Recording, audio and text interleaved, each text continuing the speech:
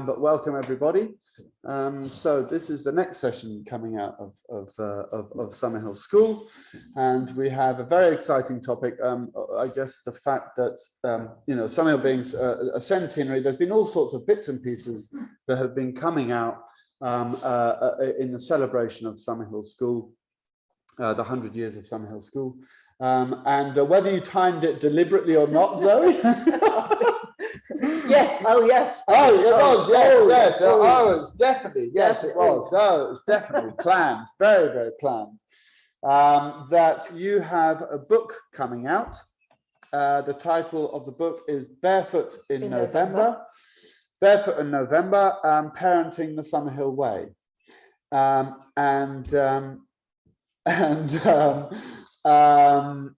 It's going to be released in November. Obviously. Barefoot in November, yeah. Isn't that weird? The timing seemed to work really quite well, didn't it? Oh, the book's nearly finished. When should we release it? How about November? yeah. So So now this. Well, do you want to just give us a bit of an explanation of that? It was just something I needed to do, actually. I just felt I needed to get stuff down, and I didn't write it for people to read it. I didn't write it to be reviewed, and I didn't write it because I had any aspirations as an author. I wrote it because I'd got something to say, and I just felt I needed to say it. Yeah. And because it's about parenting, it's something that in our circles, I mean, there's books all over about parenting. You can go to any bookstore and just find them jumping out at you. But actually, in our circles of kind of alternative progressive education, whatever term it is, there isn't quite so much. So I thought that I just wanted to use my experiences as a child of A.S. Neill, as a parent. Exactly. And as the principal of Summerhill, having seen a lot of children, I just wanted to jot some things down. Well, to a certain extent, the unique, very, very unique view of childhood that you've had from very, very different angles, whether you've liked it or not. Very, very different views of and different from different angles, and how important that was. So actually, if it's okay, so we haven't got the actual cover of the book yet. It is literally just being finished, but we have at least the back of the book, which I thought we could just see the text that's going to be on the back of the book, just to sort of which I haven't actually seen yet. Which you haven't actually seen yet. Okay. All right. Okay. Well, we've had permission to be showing this part of the book. So Zoë Neill Readhead has been a pupil, parent, and grandparent at Summerhill School, which her father A.S. Neill founded in 1921. Do you want me to read it, or do you want to? Yeah, do you want to? Can you read it better? I don't know. Since 1985, Zoe has been principal of the school. She writes, "I love parents. I love seeing them out with their children." Actually, I need my glasses on. There's anyone else who can read it, please? Oh no, I can't because it's too clear. "I love seeing them out with their children at supermarkets, in the park, at the zoo." That's better. I have such respect for the fact that people are ready to change their whole lives for that little scrap of a person who arrives with such a flourish of trumpets and proceeds to take over everything. Summerhill is a happy place to live. If we can look closely at what Summerhill does and how it does it, then perhaps we can transfer some of what it offers into our homes, into our parenting. This book's stories and conclusions draw on her experience in the school and her family. She suggests that some aspects of the Summerhill way of bringing up children and young people are highly relevant for family life today, and adds unequivocally, remain on the side of the child. Author photo, Joshua Higgins, UK, £10. ISBN. Okay, we've gone too far now. We've gone too far. The barcode looks like this. So, but just sort of talking a bit, so I thought it'd be quite nice to go back almost to some of the inspirations, because obviously when thinking about the different the different angles that you're coming at parenting to a certain extent, I thought it'd be quite nice to just talk about some of those. So thinking all the way back almost as A.S. Neill as your father and Ina as your mother, and that sort of experience, and maybe just reflecting on that a little bit of. Yeah, it's always quite hard, isn't it, to look back on your childhood, but I was obviously very influenced by the freedom that my parents gave me, but at the same time I always felt it was very I felt very kind of protected and within a safe environment. I never felt there was never any aspect of kind of anarchy and wildness in my childhood at all.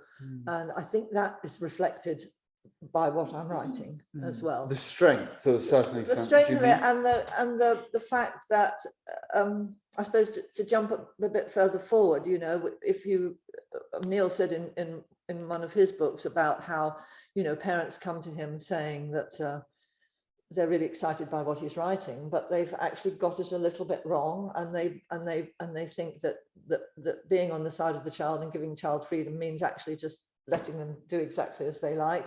And that's something that Summerhill has not suffered from, but has had to deal with throughout its time. And I think is more so in today's world than it would have been perhaps in the 1930s.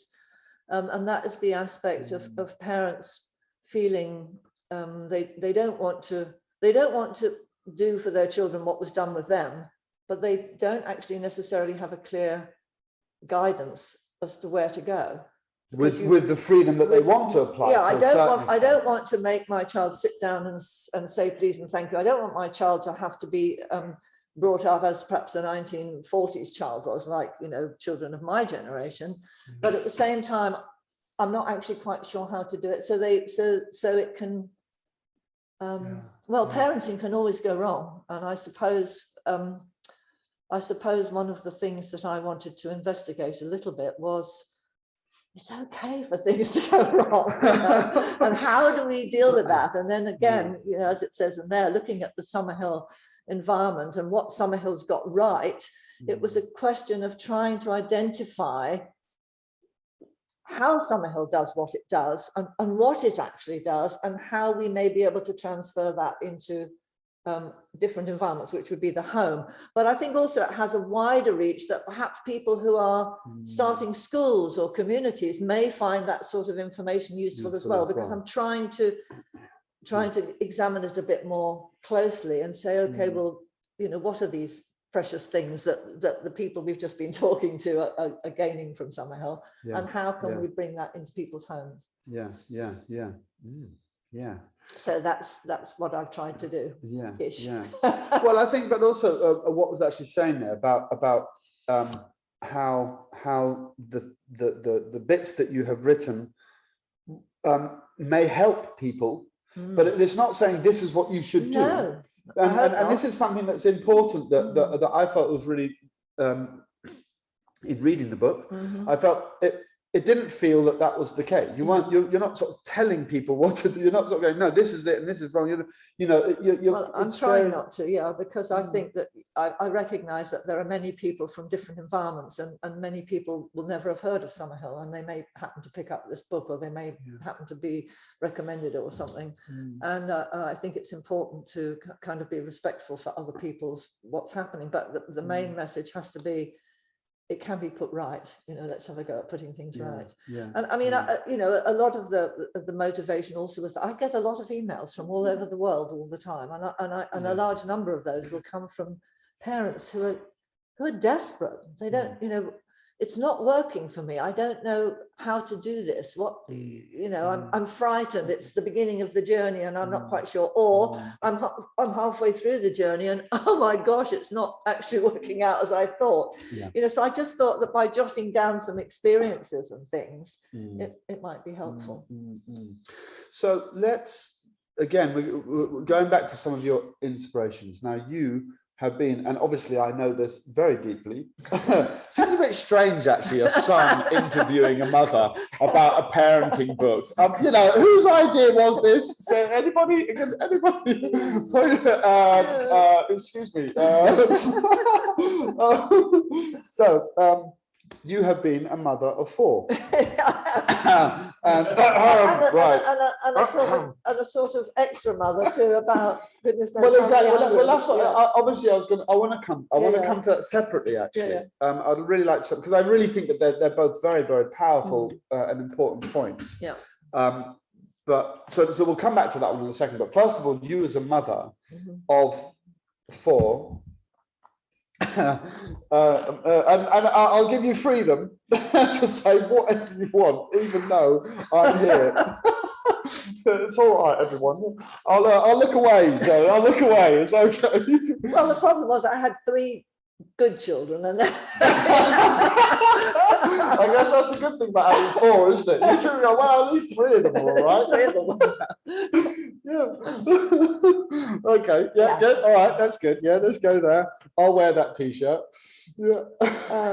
So, I mean, my own children, I never thought about bringing up children.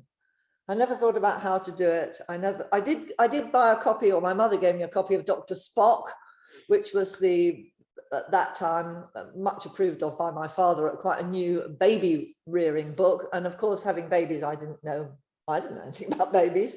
So that was very useful. And he, so bringing them up in the meetings. You're crying. No, it wasn't about that. I mean, his book was really about practical stuff. Yeah, babies crying and stuff happening. So I found his book useful, and it was the sort of book you could dip in and out of. And it was not always, I mean, there were some things I went, yeah, but it wasn't actually against my kind of feelings about bringing up children.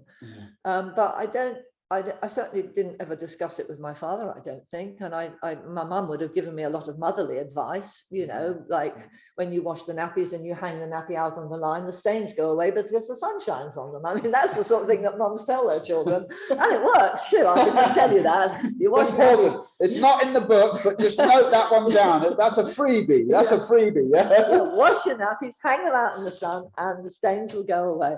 So things like that. But rearing children, I never thought of. It all just came from within. It all just happened. And it sounds a bit smug actually, but I never really struggled with it. And I put that entirely down to my father's philosophy, his school, the way both my parents brought me up in that and way. Your experience at Summerhill, and my as well, experience as a pupil and as a daughter of that family. So it just was the most natural thing in the world, and I never ever stopped and asked questions about whether I was doing it right or wrong, or how I should be doing it. And I, like I've said, I'm just so thankful that I had the upbringing I did, and that I had Summerhill, because I didn't need to ask questions. But it does sound awfully smug to be talking like that, oh, I brought up my children, it wasn't a problem at all. I'm sorry, but actually that's true. I didn't. I mean, of course, we as families, you have problems to surmount, but they're not big major problems. I never had to stop and think, oh my gosh, am I doing this right? Yeah. So I'm sorry, because I'm a bit embarrassed about that, because I feel it does sound very smug, but that's just the way it is. And so me swinging through the trees at the age of 10 years old, you're I look the other way. Yeah. Well, there's a bit in the book about that. So. We'll come back to it. Yeah, we're not allowed to talk about what's in the book itself. This is why we're talking about the inspirations for so long. We're dragging it, right? Okay, so. So going back to writing about it, again, it seemed quite logical for me to use some instances or to think about how it worked for me. But it is quite difficult, because it was all just such a natural part of life. And a natural progression to everything that I had valued in my life. And so, Zoe, let's now move to you being the mother of hundreds and hundreds of children from all over the world. First of all, I think obviously that's one part of it, but I think also it's a very powerful part of it is I won't say being a mother because you're not taking over. No. But you're playing a role within that Mm. as being the principal of Summerhill. But obviously you're then dealing with all of the parents of those children as well, and obviously being a huge support. And all of those bits and pieces that sort of happened in that whole I think part the general feeling I get about parents is that they all call me very frightening, which I do find quite disturbing, but that's just what it is. You're quite honest, are you? Or you sometimes well, I try not to be blunt, but you know, we all have to be honest in life, and you don't get anything achieved by sidestepping. And you know, you've got to actually put your cards on the table, and if there's a problem, you need to confront it and talk about it. You don't have to shout and rage about it. And I thought I'm always quite polite and pleasant, but obviously I'm not.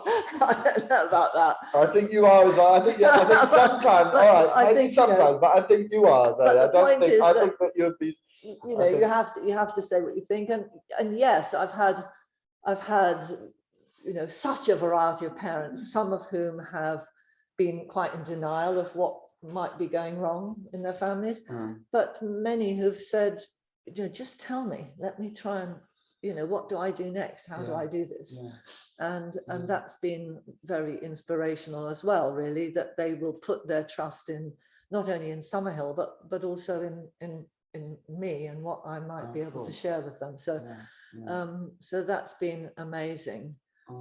But also, you know, I think one of the things I've gained most from Summerhill, and I think it's very personal, is I'm a very good reader of people.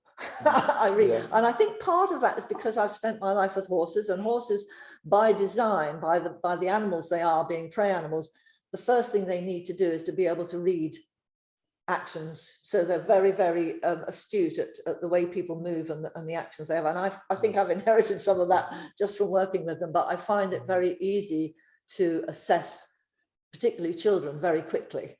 And again, I'm a bit embarrassed to say that. I'm not blowing my trumpet. I'm just saying that's something that I have attained over the years. Perhaps you've had a lot of experience in it. You know, when you're very in a very, you know, we live in with Summerhill a very sincere community, and so you're very in tune to the emotional sense of different people, of course. And that's so, you know, I, for instance, you know, some years ago, I drove into school to the office, and there was a new pupil coming across towards the office, and I said hello, and he said hello, and I thought, you're going to be a bit of trouble.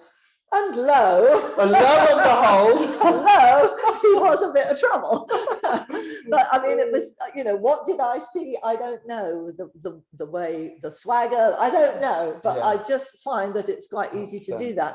And so again, it perhaps that's helped me a little bit to be able to think about how I might help other people, you know, and I don't know whether this book will fill that spot or not. I hope it will, at least to some degree, but yeah, it's something that I found in reading it very, very important, and I think it reflects very, very well to this part of the conversation, is that it's very age broad. It's all the way through, and I think that that's something that's very powerful. It's not a manual. It's not a manual. No. It's not a manual at all. No. But it reflects very well on lots of different ages, and I think that is something that's very important in this, because well, the journey of parenting, there's lots of ages and lots of transitions. You go from one to another and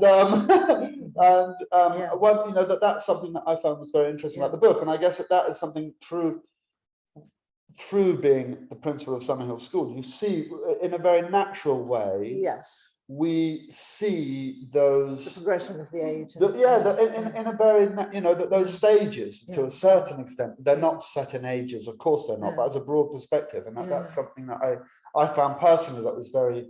I got very strongly from it. I really didn't want to try and write a manual, because I'm not qualified to do. I mean, I'm as qualified as anybody else, but I didn't feel I was particularly qualified to write about, you know, now you pick the baby up and now you wash the baby's face. I mean, that's not what it was about at all.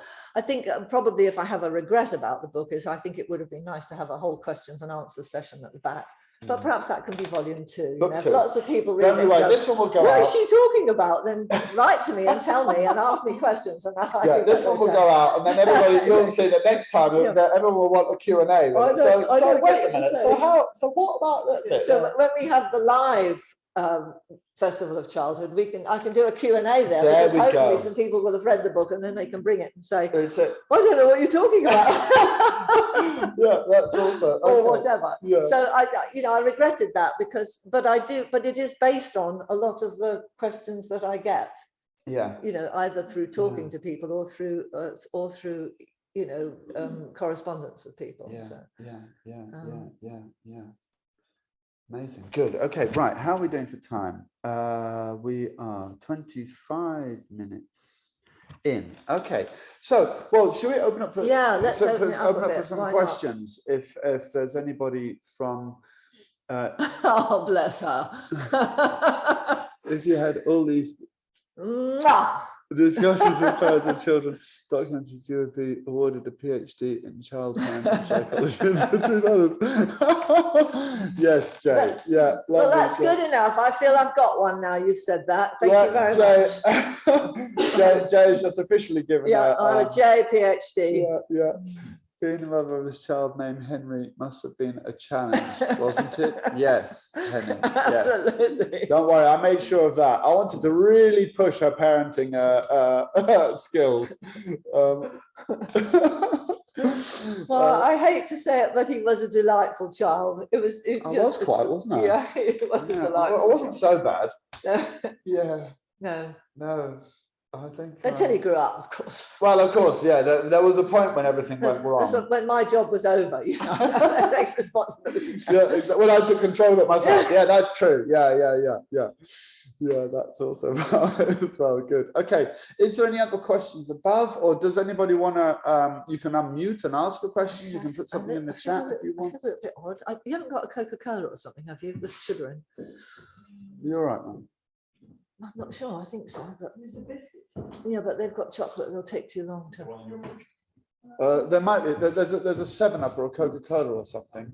That would be great. It's got sugar in it. Do you want to pause for 5 minutes? I'm fine. Let's just. Are you sure? Yeah, I'm fine. I think I might need to take some sugar. Yeah, just okay. Fine. Okay, good. We have Jasmine. We have the twins. We have Jasmine and Nicholas. Yeah. Which have a question. So, unmute, please. Hi. Hello. Do you want to turn the volume off of your laptop if you can? Is it max already? All right. It's okay. Yeah, we've got you. And lovely to see you both. First of all, congratulations on the new book, Zoe. Thank you.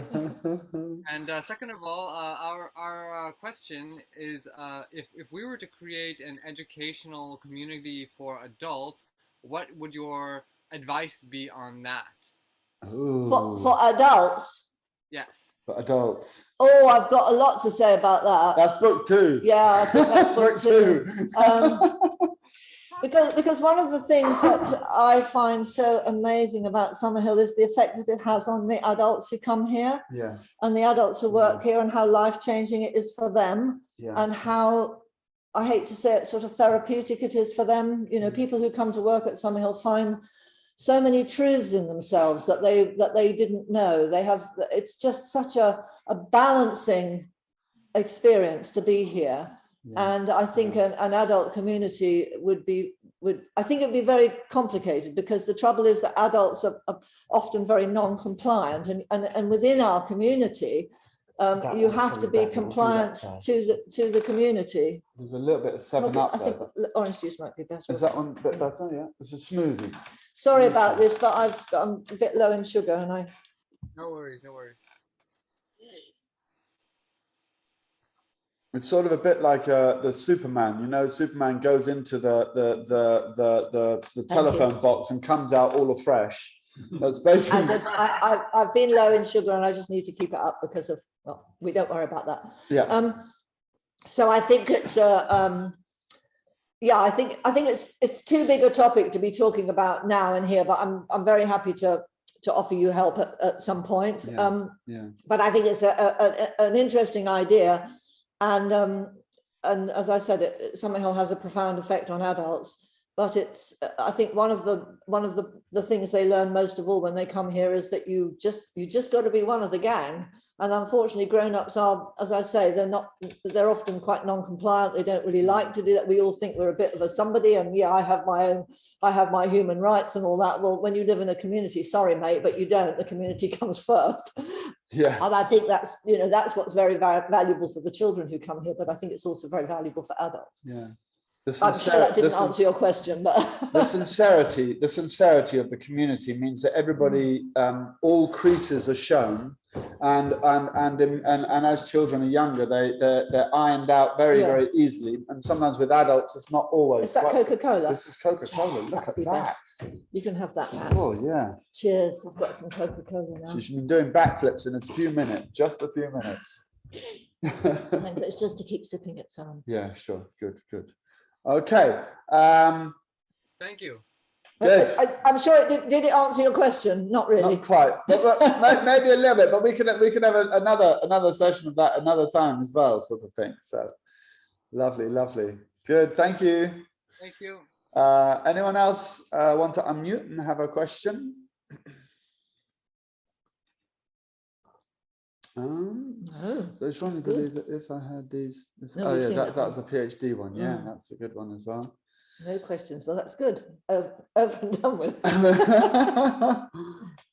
Else has a question. Oh, Nana has a question. Nana, do you want to just unmute?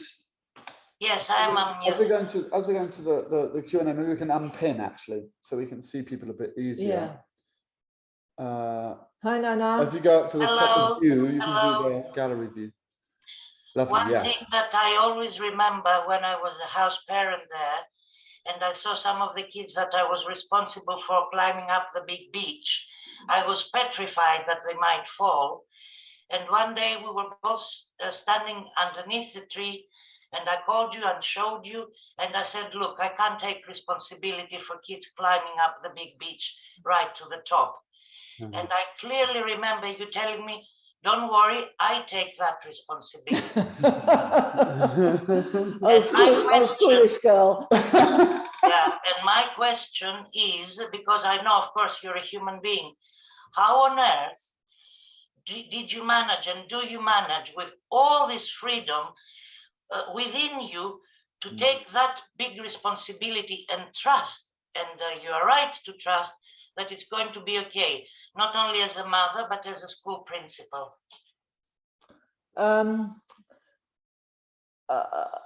That's a difficult one. I mean, just, you know, being part of Summerhill, that's been part of my role, and I recognise that that's just what I've got to do. I think, as you know, as time moves forward, it's more and more difficult because we've moved into an age of litigation and all sorts of issues that we have to think about in order to protect the school itself. Whereas we have not curtailed many freedoms, it's something that we're always very aware of, and, you know, do many more risk. I mean, in the days that you were at Summerhill, we probably didn't even do risk assessments, but now everything's pretty well risk assessed, and we have to be very, very cautious. So it's kind of a different ball game now, but I always feel a little bit, I always feel a sense of physical release, a relief at the end of term when the children go home. That's all I can say. Not because I want them to go, because I always miss them and I cry at end of term as well. But I just notice that my body becomes more relaxed, and I just go to bed with a bit of a, not my responsibility for 4 weeks. Term. We've survived one more term. So it's you know, it does weigh heavy on you. These are people that we're looking after, and we have all, you know, wonderful systems in place to ensure their safety. But, you know, accidents are called accidents because nobody expects them to happen. And I'm very aware that it's not just those lovely children I'm looking after, but their parents and their love for their children is what I'm looking after as well. So it's a big responsibility, but it's, you know. But I think also, Zoe, just sort of within that as well, as, you know, you have had a lot of experience of understanding 3 children. And so to a certain extent, your boundaries of understanding of that compared to someone else's might, you know, someone else might, every little thing they might be worried about, where you would understand, actually, Well, it's quite funny. I know that we'll talk a little bit about the Barefoot in November, and you're saying, I think the other day you're saying we can come back to that name. You're saying that just what happened just a few months after that, but still, you know, that there's some things where you'd look at and be just absolutely fine with them. It wouldn't even stress you because you'd understand it. But then, and obviously, when we're talking about the edge, of course, you know, children climbing big trees and taking those risks and all of those bits and pieces. Obviously, that's a different thing. But that's another part of it. You know, just that kind of your awareness almost of being responsible for free children. I think it takes us back to the conversation that we were having in a previous talk about sort of Summerhill today, you know, and how it adapts, and you know, the risks that the school can allow to happen now are much less than they were 20 years ago, but hopefully in 20 years' time they will be there again. You know, it's not about the school philosophy that says that we're worried about children's safety. It's about the outside world and what the outside world will recognise. So I think we're very confident with the things that the children do at Summerhill and can do at Summerhill, and their safety and their ability to. I mean, and everybody who's part of this and has watched, you know, who's been involved in children's play will be very happy with the way children do things. But unfortunately, when you're an institution today in the UK in 2021. You're on a very, very thin knife edge, and you have to be aware, you have to balance that against the position that the school is in, and what happens and how finding the priorities. And where also, is of course, the priority? you know, what hasn't even been mentioned is we all have to be insured. We all have to have insurance companies and so on and so forth. So that's kind of a broader range, but it's not really about what's happening. But you were talking about how I cope with that, and it just has to be done. No, it just has to be done. Someone's got to steer the ship.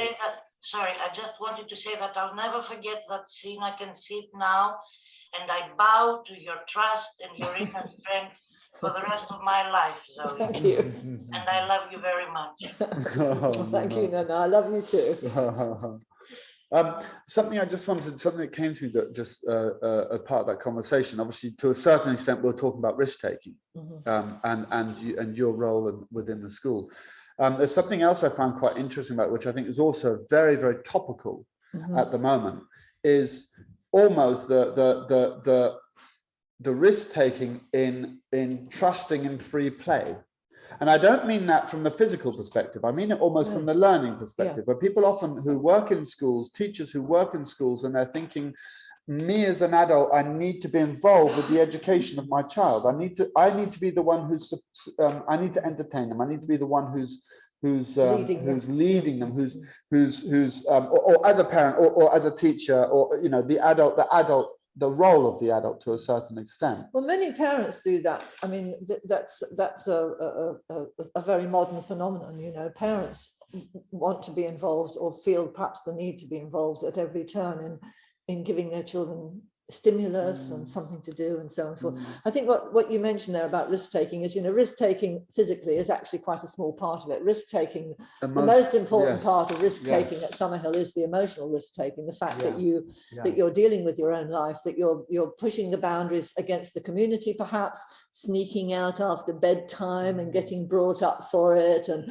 you know, all of that kind of risk taking, and taking risks in your relationships, because you're not living in quite such a guided society. We have our ombudsman at school, and we have the school meeting. So we have lots of systems for justice, but within that, the children have got to interact with one another. And that in itself is all about risk taking. It's about, you know, getting on with your friends or not getting on with your friends, and how you deal with things. The idea of whether you're going to classes or not, that's all risk taking too. So risk taking is not just about climbing a tree or riding a skateboard. It's actually much, much broader than that. And probably the most important part of it is about the relationships and the way you're working in the community among people around you. I've always really loved your angle on that emotional risk taking. I remember a while ago in the earlier stage, when I started to go and do talks about Summerhill and bits and pieces like that. I remember I was thinking about risk taking, and I was just thinking about it in the physical. That it made sense. Play.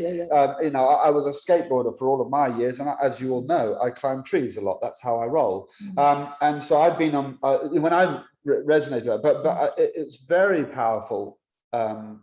What you would say to that to me about the emotional risk taking, and really that's fundamentally almost. It is just as important, if not more important. It's the first thing that children are doing in boundary pushing, and they do it through natural play. That their social and emotional risk taking is happening instantaneously, as well as the other risk taking that happens. And it's a really important one. Oddly enough, I'm sure quite a few people would have seen Peter Gray's talk. He talks a lot about natural childhood and risk taking and how important it is, and he's absolutely amazing. But it was something that I was thinking then. I was thinking, but the emotional risk taking is also something, really, and the relationships, because again, that's, you know, and I remember as a child pushing boundaries within that and being pushed and all of those things. You're always and a lot of children will not take physical risk because it's just not their thing. So, you know, you can't base everything on people who are going out there and riding their bicycles fast, because some children just don't want to do that. It's just not, but the risk taking within yourself and within your community and among your peers is really important, And I think, you know, we probably continue that all of our lives, but what we learn as youngsters about it is very valuable. Yeah. Okay, well, we shifted slightly off topic, but that's how we roll, Zoe. That's how we roll. We like to. Have you ever known to stay on topic? That's very true. Okay. The question in the chat. Okay, great.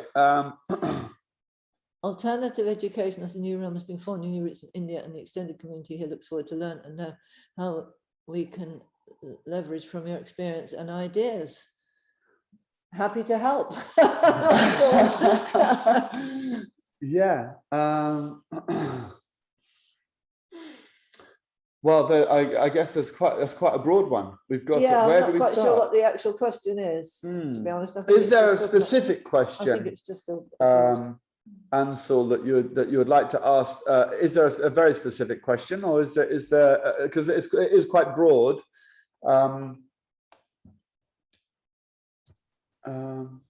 Hi, this is Anshul.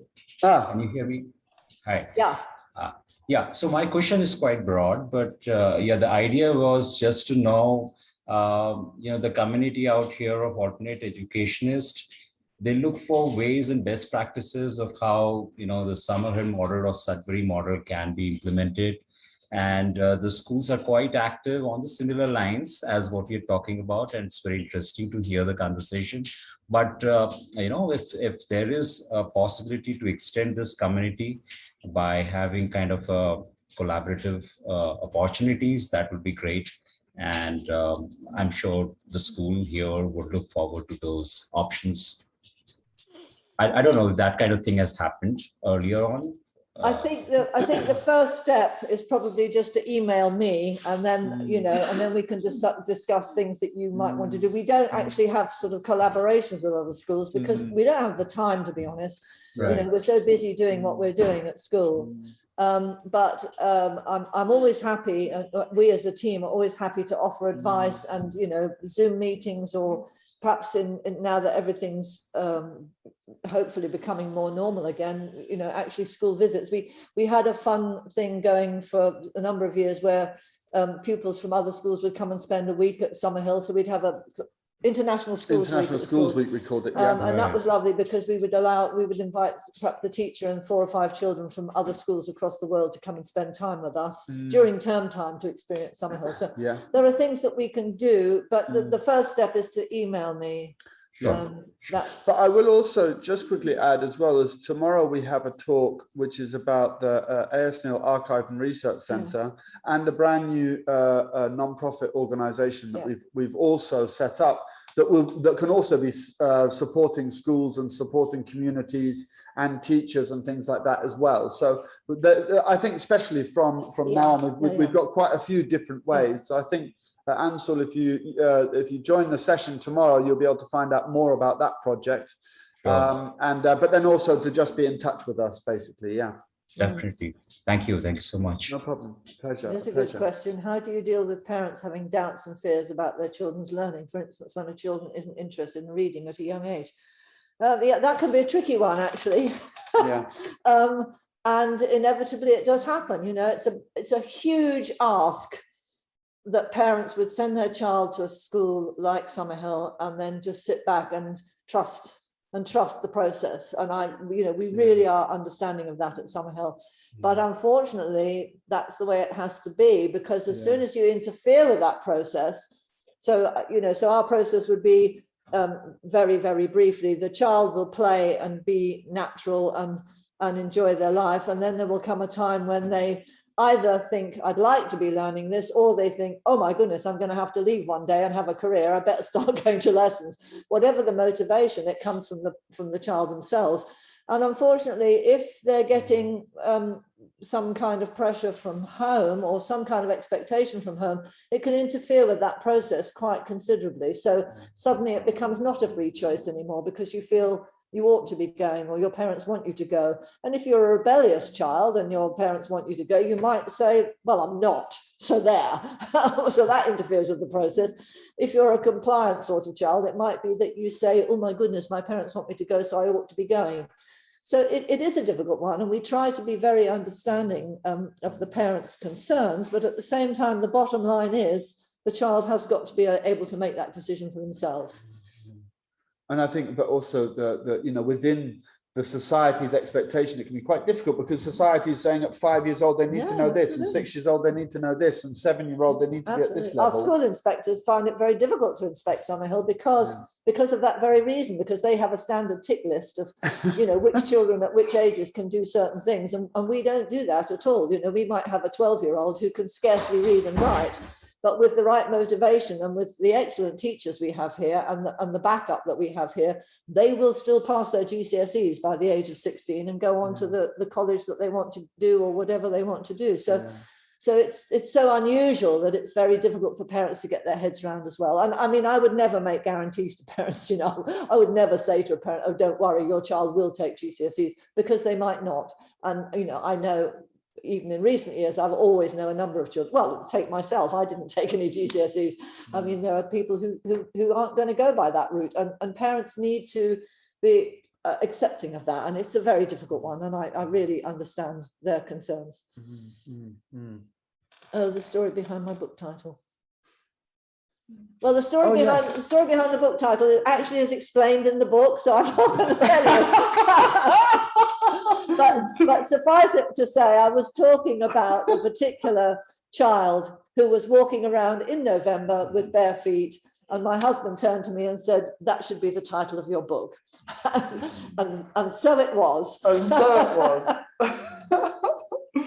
Yeah.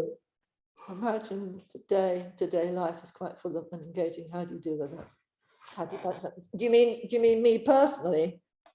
Andrea, yeah. Well, unfortunately, it's been rather it's been dealt a hard blow in that I'm not well. I have a cancer, which is really annoying, and I've had it for about 12 years, and it was successfully operated on, but then it metastasized to my liver. It's a very slow growing cancer, and I have an excellent team at the Royal Free Hospital who have stopped it from growing anymore at the moment. But that means I'm having quite intrusive treatment. I have to have injections. So where I'm going with this is not self-pity. I don't want you all to pity me, but it does actually curtail how my work goes. So I did look at my email, my desktop of my email yesterday, and it had reached 104, and I thought, I really need to answer my emails. But so if any of you have sent an email to Zoe recently, don't worry, she'll get back to you soon. But I do find it really difficult to program. It's for me, it's as if I have a cup full of energy at the beginning of the day, and whatever comes along saps it, and so the emails tend to take last. So yeah, it's hard to balance out, but I do the things that I need to do first. And I mean, the point is, it's such a joy. It's such a joy. I live a mile away from school, and when I drive down the drive every day, whether it's raining or whether it's sunny or whatever, I come down and I just get a great big smile on my face. So it's just such a joy to be here and to be working in this wonderful place. Trials and tribulations and things, yes, they've been heavy. Yes, we've had lots of things to deal with. I'm sure we will have many more, but it's just a wonderful place to work. Did that answer your question, Andrea? Yes, thank you. Amazing. Good. Okay. So, well, we have 5 minutes. There was us thinking we might have to end it half an hour. You see, look, we got. Okay, you want my email? Have you got your pencil? Our technician can type it in. Okay. Look at this. Our technician yes, can of do course. this. Yeah. Give it to us. It's Zoe at summerhillschool.co.uk. He pretty much guessed it. He started typing it beforehand. He did. You guessed that. Is that, oh, there we go. All right, okay. Oh, you're one of the people of the 104. Yeah, our technician is waiting for an email from Zoe. So we just have 5 minutes. We have 5 minutes left. So is there anybody else who wants to? Jasmine, I noticed you still have your hand up. Did you want another question, Jasmine and Nicola, the twins? But you don't. It doesn't matter if you didn't want the question. That's fine. I was just wondering if that was a second raise. Sorry, no. We don't know how to turn it on. It's funny. I had the same situation earlier. I was in another session. I was trying to figure out how to raise my hand, and you're struggling from having to put it down. So this is brilliant. I can see Kato's just. I'm just going to quickly use this opportunity to give Kata some love, because she's basically one of the founding peoples who've actually made this festival come about. So I think we'll use this little opportunity to give her some love. We love you, Kata. You know, I'm just another brick in the wall. Is that I just really, I don't really have any questions. I just really want to say thank you from the bottom of my heart. I've been a parent in Summerhill for now 8 years, I think. Yeah.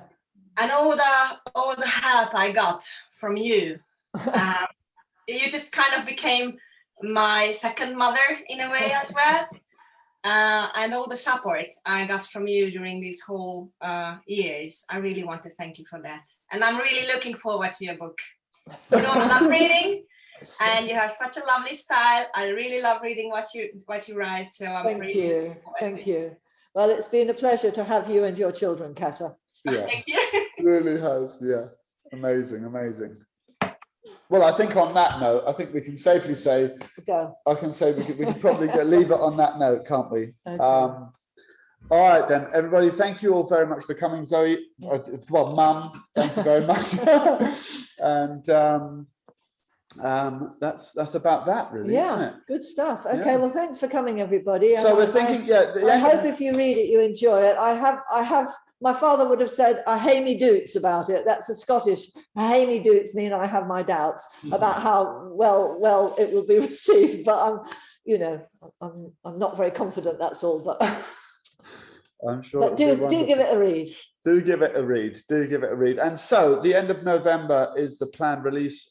Keep your eyes on Summerhill or somewhere. We'll figure it out. It'll go on the website. It'll go on the website. Facebook page. It'll be pushed out probably via the festival as well. I'm sure. And it will be available from the school office. So if push comes to shove, you just write to office@summerhillschool.co.uk. Yeah, that's another possibility as well. So there'll be. But I'm not sure how it will be released. Yeah, good. All right, so thank you all very much. And we have another session coming from Summerhill School this afternoon, where you'll be meeting the Summerhill community. So we're going to do a Q&A session with pupils, which will be lovely fun. And we'll be doing a Q&A session with present staff members as well, which will also be lovely fun. And that is there's a 2-hour session called Meeting the Summerhill Community. And it'll be the kids for an hour first and the staff for an hour after that. So, and apart from that, lovely to see you all again, and we'll see you all soon. Bye.